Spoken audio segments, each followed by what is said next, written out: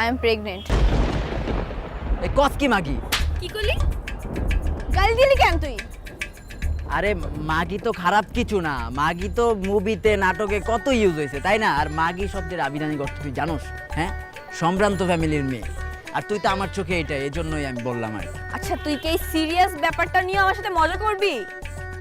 আচ্ছা সরি, বাদ দে। ক কেমনে কি হয়েছে ক। অ্যাক্সিডেন্টলি হয়ে গেছে। অ্যাক্সিডেন্টলি মানে? অ্যাক্সিডেন্টলি হয়ে গেছে।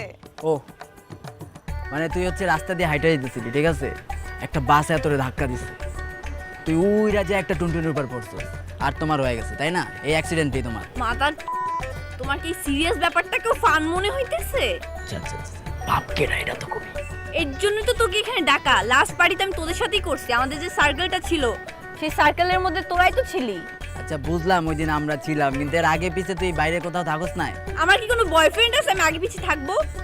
বাই দ্য ওয়ে, তুই ওই দিন রাতে কি করছিলি?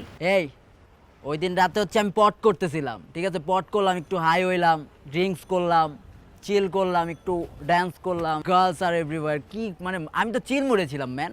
আর কিছু করছ নাই? না, এরপর আফটার পার্টি করছি, ওটা তো আমার বাসায় ছিল। পার্সোনাল করছেন কেন করতেছো? তুই তো ছিলি না ওইখানে। আমি কি করবো দোস্ত, আমি কেমনে বের করবো? আমার মাথায় কোনো কাজ করতেছে না। আচ্ছা আচ্ছা তুই দাঁড়া, রকি ভাইয়ের মতো বন্ধু তোর যেহেতু আছে, তোর টেনশন কিছু বুঝলাম না। তোমার মতো বন্ধু আছে বলেই তো কোনো একটা বন্ধু আমার এই আকামটা করে দিয়ে গেছে, আজকে আমার এই অবস্থা। দাঁড়া, আমার ডিটেকটিভ মুডটা অন করি।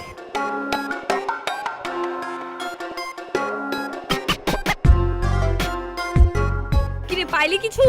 হ্যাঁ পাইছি, ওই জোনের তো আমরা